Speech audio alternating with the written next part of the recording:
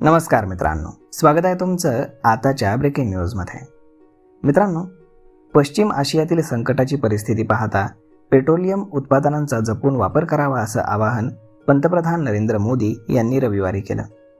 Corona काळामध्ये ज्याप्रमाणे घरून काम किंवा ऑनलाईन बैठका घेण्यात आल्या तशाच पद्धतीनं काम करण्याची पुन्हा गरज असल्याचं पंतप्रधानांनी अधोरेखित केलं. पेट्रोलियम उत्पादनांचा वापर केवळ गरजेनुसार केला तर त्यामुळे परकीय चलन बचत होईलच, त्यासोबतच युद्धाचे दुष्परिणाम देखील कमी होतील. मात्र त्यासाठी समाजाचा सहभाग आणि जबाबदारी महत्त्वाची असल्याचं पंतप्रधानांनी नमूद केलं. हैदराबादमध्ये आयोजित एका कार्यक्रमात पंतप्रधान मोदी यांनी तेलंगणातील 9,400 कोटी रुपयांच्या विकास प्रकल्पाची पायाभरणी आणि उद्घाटन केलं. त्यावेळी त्यांनी देशाच्या ऊर्जा क्षेत्राबद्दल भाष्य केलं. यावेळी मुख्यमंत्री रेवंत रेड्डी हेही उपस्थित होते.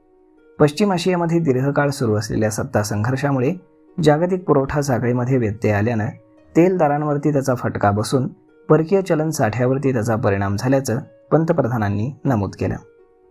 स्वयंपाक करताना तेलाचा वापर 10% कमी केल्यास देशालाही लाभ होईल, तसेच कुटुंबाचं आरोग्य उत्तम राहील असं पंतप्रधान म्हणाले. स्वावलंबनाच्या दृष्टीनं दैनंदिन वापरामध्ये परदेशी वस्तू कोणत्या आहेत त्याची यादी करा. याचा अर्थ त्या वस्तू फेकून द्या असा नव्हे, तर आत्मनिर्भर होण्यासाठी प्रयत्न करणं गरजेचं असल्याचं पंतप्रधानांनी सुचवलं. स्थानिक वस्तूंना प्राधान्य द्या असं कोरोना काळामध्ये सुचवलं गेलं, याची आठवण पंतप्रधानांनी करून दिली. गेल्या काही वर्षांमध्ये भारतानं सौर ऊर्जेच्या क्षेत्रामध्ये आघाडीच्या देशांमध्ये स्थान मिळवलंय. तसेच पेट्रोलमध्ये इथेनॉल मिसळून अभूतपूर्व काम केल्याचा दावाही त्यांनी केला. युद्ध सुरू झाल्यावरती सरकारनं सर्वप्रथम LPG पुरवठ्याला 100% संरक्षण देण्यावरती लक्ष केंद्रित केलं. आता LNG, CNG वापराला प्रोत्साहन दिलं जात आहे. या प्रयत्नांमुळे भारत जगातील मोठ्या ऊर्जा संकटाला तोंड देतोय असंही मोदी यांनी यावेळेस स्पष्ट केलं.